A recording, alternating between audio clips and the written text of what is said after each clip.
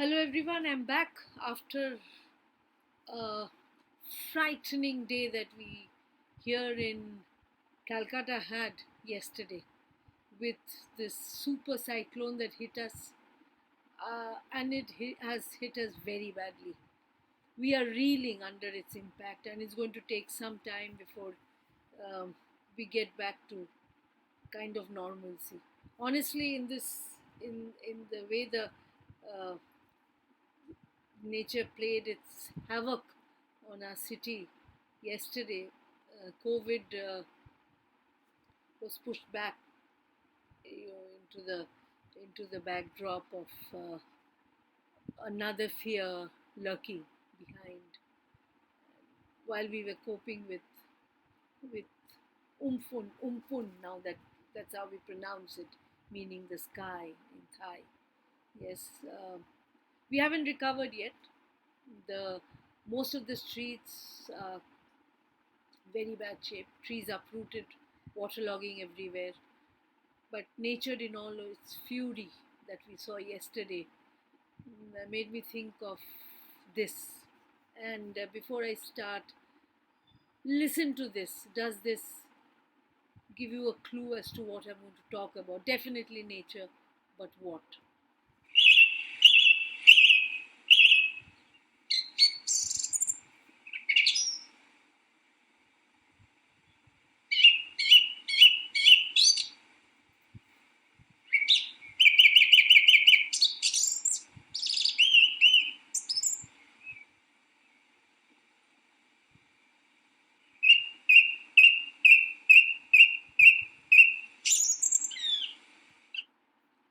Variety of sounds, right?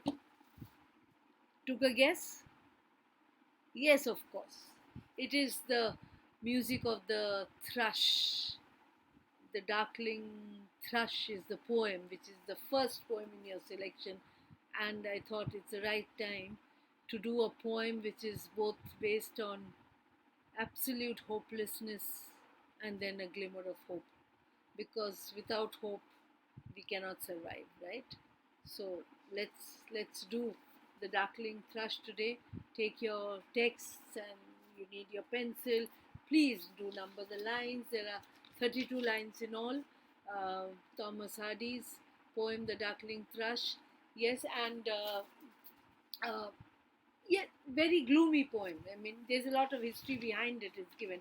All of you have heard about Thomas Hardy. Who hasn't? I mean, if you have read Tess of D'Urbervilles or Jude the Obscure, known for his wonderful work of fiction, which of course have been criticized for the many various themes that he wrote. Yes, a Victorian artist, creator, author, novelist, poet, real creative genius, if I may use the term. But this poem is written about the turn of the 20th century. It is by far one, as it's evident from as we read the poem, that it was written on the eve of the new century, um, and published with the subtitle. It was published with the subtitle "By the Century's Deathbed." So the end of a century and the beginning of another. So we are talking about written in 1899 and published in 1900. Yes. Uh, I don't know about the uh, when it was published, but in most probably I've read it that it was a part of the second volume of verses called Poems of the Past and the Present, which was published in 1901. But the poem by itself, as a singular piece, was published in 1900. Yes, in the new, I think, London Times. I'm not very sure about that. That's not important, but by the century's deathbed is the eve of a new century and the end of the old one. So the 32 line poem is, I hope you marked it by now, is definitely naturally, when we're talking the turn of the century, we're talking about a bleak, wintry landscape, which is, if you want to use it, definitely as a metaphor for the 19th, for the close of the 19th century. And so I use winter, the gloomy, somber winter, to be like the close of the 19th century, and the song of the thrush, which you just heard, could be the harbinger or the symbol of the new century that is unfolding before us. So you have both the past and the present juxtaposed in this poem, The Darkling Thrush. Right? All right. Now, like I said, the century's end. Yes, he and Hardy at that time was also in his late 60s. So he had given up on writing novels because at that point in time, when he was alive, Jude the Obscure and Tess of D. Abervilles was not received very well. Yes, and so he decided to move to poetry, and he was very perturbed by the rapid industrialization that was taking place. He also was he was very saddened by what was happening to the beloved countryside that he loved so much. Yes, and he also did not like the way the British, being a English poet, did not like the way the British were involved in so many colonial battles. The Boer War was there, and we were. I mean, uh, colonies like India, the way we were being treated by the British masters. There's lots of things that affected Hardy's thought, and so being very religious, being brought up with a lot of strong religious idols, he sort of found it very difficult then to accept that the world was not created um, like Adam and Eve, and these entire concept and the stories in the Bible about there was, God said let there be light, and there was light. From there to Darwin's theory of evolution, that man has evolved from monkeys. These were thoughts and thoughts that he sort of found it very difficult to accept. Yes, and so this kind of blurred his ideas, blurred his sentiments, and with his rapid his aged self gradually taking him towards the inevitable, that is the end of his life, he started musing about life itself. Yes, and uh, that's how this um, the lot of uncertainties, a lot of pain is reflected in this poem. But but Hardy, being the strong believer of the tenets of religion, and forced himself not to be engulfed by this age of the age of uncertainty that the Victorian age had unfolded itself. He decided to write about a poem which is steeped in a lot of strong feelings. Yes, about the mood of the age that he was in.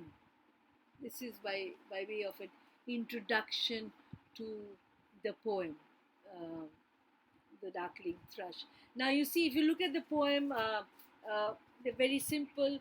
You have 32 lines, four stanzas of 8 lines each. The rhyme scheme is absolutely very simple. You have A, B, A, B, sorry, A, B, yeah, A, B, A, B, C, D, C, D.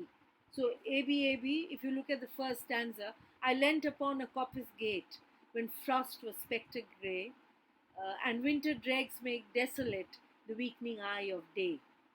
So gate desolate and grey and day. So A B A B. The tangled vine stems scored the sky like strings of broken lyres, and all mankind that haunted high had sought their household fires. So again, sky and night, lyres and fires.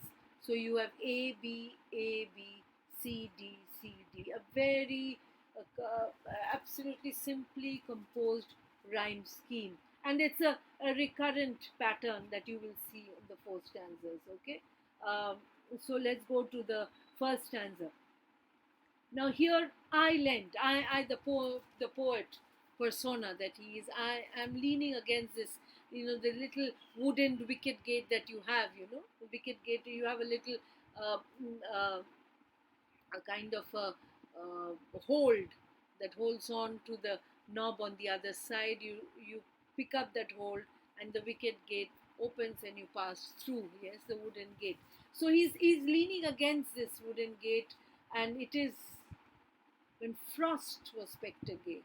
Now you see, Frost with a capital F is nothing to do with Robert Frost, but Frost here is definitely personified, personified as what? Personified as this cold object of winter, right? So that is the chilling, the ghost-like, yes, spectre grey. So here is winter standing in front of you, ghost like in its image, dry, grey, with nothing of light and brightness about it. So everything is desolate and gloom. Yes. Uh, and winter dregs made desolate the weakening eye of day. And winter dregs made desolate. So what has winter brought with it? The winter, the cold, the ice, the snow, no sun. So everything has been reduced. Dregs, everything is in shambles. Life has come to a standstill, and the weakening eye of day. It's such a beautiful metaphor of the sun, which is so feeble. There is no light. Yes, and so what do you see? Pale, gloomy light which winter has afforded for us. We don't have the bright light of the summer sun. Everything is lifeless. And if we continue with the same image of lifeless, the tangled vine stems scored the sky like strings of the broken lyres, and all mankind that haunted high had sought their household fires. So you have a beautiful simile here, like strings of the broken lyres. What happens to the tangled vine stems? The stems which are, because what happens during winter, the leaves have all fallen. So the stems are bare and they're tangled, they're woven, they are mixed, they are all round in a misshapen condition, yes, tangled, and they appear like the strings of this instrument, musical instrument like the lyre. Think of a lyre, stringed instrument, or a violin, the stringed instrument. When the strings break, it's all a mess, a tangle. Even the guitar strings tangled. So like the stems look like the tangled mess. So it's more about, when you're comparing it to music, that when what happens when the strings get tangled, you don't have music anymore. So what happens when the stems are all tangled? There is no music in the air. It is winter. Winter is the season of death and destruction, old age, even when everything is coming to an end. So there is no music, there is no life. It's a brilliant uh, metaphor being used, and of course, and then of course the simile here, uh, linking the stems to the string of the lyre, the musical, the harp. It's like a harp, stringed instrument. Yes. So this the image of this broken lyre is also very symbolic of all creative activity has come to an end. There is no music in the air, there is no poetry to be written. Winter is here and everything is dead or dying. There is no human being in sight, and those are the last two lines. It's winter. So people are within their homes, sitting next to the fire to warm themselves. There's nothing in nature around that one should venture out. There is no warmth. So this entire nature is saying no to the people. Do not come out, stay within. Yes. So everybody, but there's somebody who is out, right? I leant upon the coppice gate. There is this poet who is sort of looking at the century passing by as he leans upon this wooden gate on a cold winter night, probably the 31st of December 1899, right? Uh, we come to the second stanza. Again, we follow the same rhyme scheme. The land's sharp features seem to be the century's corpse outlined. His crypt, the cloudy canopy, a lovely alliterative line. Crypt, the cloudy canopy, the wind its death lament. The ancient pulse of germ and birth has shrunken hard and dry, and every spirit upon earth seemed fervorless as I. So the I is there in the second stanza as well. So here he's standing alone on a very cold wintry evening moving into the night, and he's looking at this absolute desolate landscape. You know, when I'm looking out of the window tonight, this afternoon, I can see desolation everywhere, thanks to the super cyclone that hit us. The same desolation is what the poet sees as he's standing there on an absolute cold wintry evening, the last day of the century, right? And he looks around. It is uh, the land sharp features seem to be the century's corpse outline, the century's corpse. So it's like the end of not just a day, not just a month, not just a year, but the end of a century. And this is the body, the corpse, the dying, the dead body of the century that's dying, which is clothed in what? In a frost, ghost like image, remember? Clothed in a grey robe of ice and snow and bleakness. That is the image of this wintry night. Again, you see personification. The century's corpse outlent. Now, see, outlent again, you know, you feel outlent, you know, like, have you read about this word earlier? Like the darkling. Darkling is again, you know, like signifying, it's an adjective. I mean, Hardy has just coined a word which best suits the mood of the thrush, which is dark and gloomy and obscure, probably lacking hope. So, darkling, moving towards darkness. Outlent. Now, what do you mean by corpse outlent? Like, it's sort of leaning itself, moving out of the age that is ending. So it is the century which is moving out of, I should go this way, moving out of the century that is ending towards a new century that is coming up. Yes. So again, he created leaning outside, moving out of a century towards another.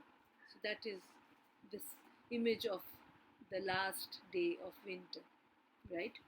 The next very alliterative rhyme. His crypt, the cloudy canopy, the wind its death lament. What is the crypt? Here, the image of the corpse continues, the image of dying continues, the image of a death of not just a day, but the death of a century continues. So definitely you will have a crypt where you're going to lay the corpse down, right? So this crypt and the cloudy canopy, cloudy, it's not bright, not sunny, it's cloudy. Everything is gloomy and desolate. So it heightens the entire, the mood that is the poet is trying to create, a one of deep thoughts, of brooding, of not not reminiscing about the day, beautiful days, but deep pained thoughts about what is passing and where are we going to. Yes.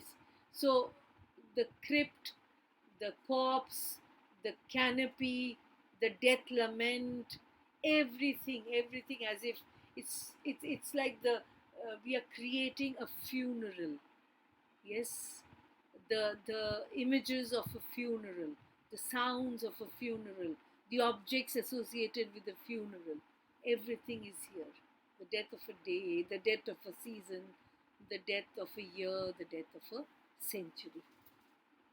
The ancient pulse of germ and birth has shrunken hard and dry, and every spirit upon earth seemed fervorless as I. So The ancient pulse of germ and birth. What is the pulse? The seed, right? The seed that gives birth to something new, which is a which represents a new age, a new dawn, a new century, a new life, is what has happened to it. Has shrunken hard and dry. So it's shriveled. There is no life left in it. There is no juice in it. Yes, it has become hard. It's become dry. It's useless now. It's of no use to us. So and the ancient pulse of germ and birth has shrunken hard and died. The ancient pulse. I mean, for time immemorial, we have talked about uh, how the seed of life is something that can bloom over and over again. The weather brings it to life, the sun brings it to life, the rain brings it to life. But here there is no sun, there is no rain, there is only frost, and the seed of new life is shriveled and dead. There are no new leaves, there are no new fruits, no flowers, nothing that is coming to life here except for tangled stems and broken strings. Men are sitting indoors seeking warmth. Yes, the landscape is like a dead image. Yes, the sky, the wind, everything, every object here on earth is dry and dead. Yes, so why is it so? Because in the face of this cold, desolate winter, everything has come to an end. Yes, every spirit upon earth seemed fervorless as I. Even I'm leaning, remember? He's not standing erect. He said, I'm leaning. Yes. So, sapping of life is the image here. Every image, including me, the poet, seem fervorless. There's no life left in me. I have nothing to look forward to. There is no hope. Winter has put so much of pain within us, so much of desolation, lack of any inspiration. It doesn't inspire us in any way. We have we are defeated. The attitude is one of a defeatist. We have given up, that there is no chance of any kind of rejuvenation possible. That is how the second stanza ends. Yes. So, do you think, like it's so this lyrical poem that it is? Yeah. Uh, a poet cannot be totally hopeless. There is the sense, and that's what makes poet the people who they are. He cannot give up on life. There is hope somewhere. And where does that hope come from? Where does that hope come from? Yes. Do you know where the hope comes from? Comes from. It, that's where the hope comes from. Yes. That's the hope. That's the hope. The sound of the thrush. That's the hope. Right? Right? Right? That's where the hope comes from. Yes. And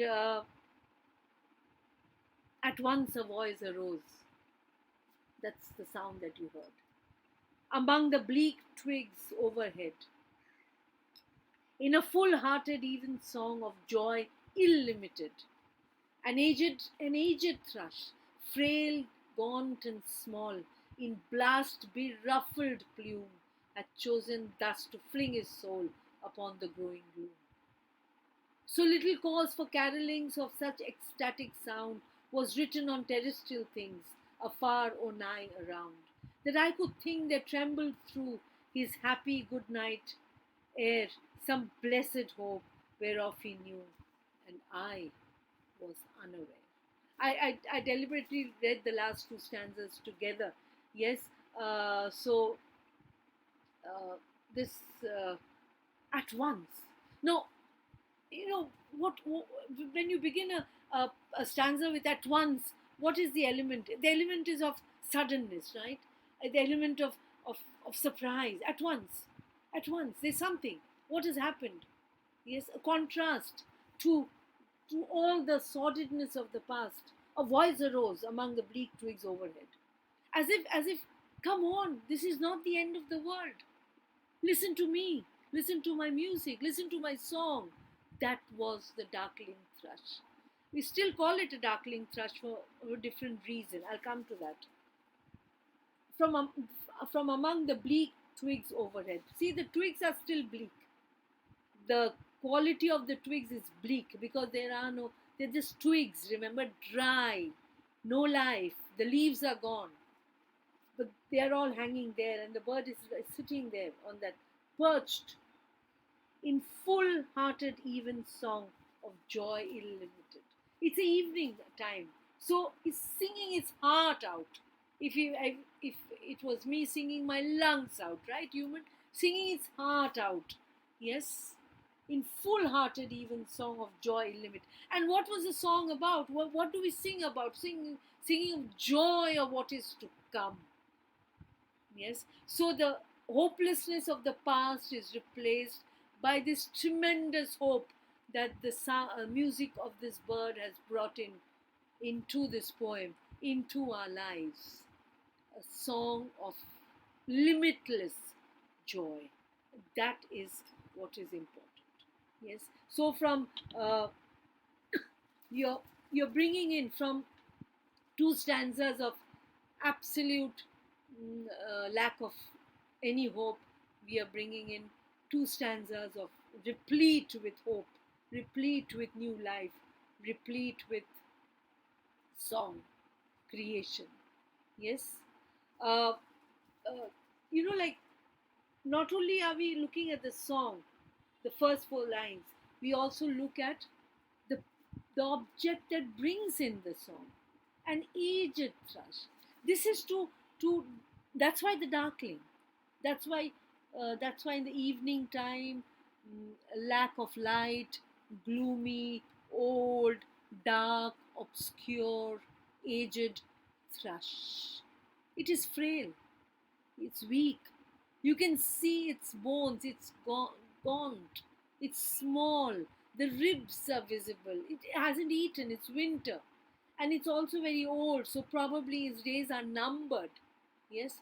But even if the days are numbered, in blast be ruffled plume. In blast be ruffled plume. Again, be ruffled. It's something like um, a bird which is very old, very weak, yes, and its feathers have been affected by the snow and ice and the cold winds, yes, and it's like what has happened to the trees under with the effect of the wind. The effect of the winter on the bird is the same, yes. Be ruffled again. I guess it's sort of something that a word that has been coined by Hardy. Yes, the wind, the cold winds, as sort of it like comes like a blast onto the body of the um, of the thrush, and what happens as a result of that? It sort of shakes it, uh, the life out of it. It's shriveled, it's cold, and yet what comes from within? Yes, from within it is a song of hope. From outside it looks one which is so frail, which is going to pass away. Yes, it's like the ghost-like object that you saw in the the figure, first stanza. It's like that. But what is it doing? Had chosen thus to fling his soul upon the growing gloom.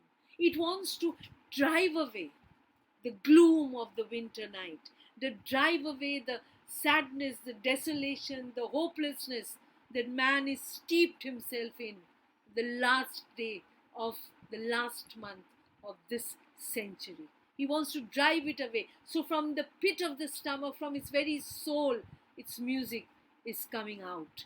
Yes. And despite all the adversity, this bird, which is sort of an object of absolute pain, old, frail, brings to us a song of hope, which stands for new life. Yes, new life, that this bird is injecting into us. Right? So, very, very positive message that comes. The last stanza. For little cause for carolings of such ecstatic sound, yes, was written on terrestrial things afar or nigh around, that I could think there trembled through his happy good night air some blessed hope, whereof he knew and I was unaware. So, like it is here in this stanza, you have this interplay of what the thought of the poet, poet narrator is, and also the thought of the bird. So there is hopelessness vis-a-vis hope, despair and life. Everything comes together. Yes, and uh, that is what the poet is thinking. What is the reason for this bird to sing? What has the bird seen around that he has broken into a song? Or so little cause for care. What is it? There is nothing that is making the bird to sing. I can't see anything around except bleakness. Yes, nothing else is visible in the landscape around.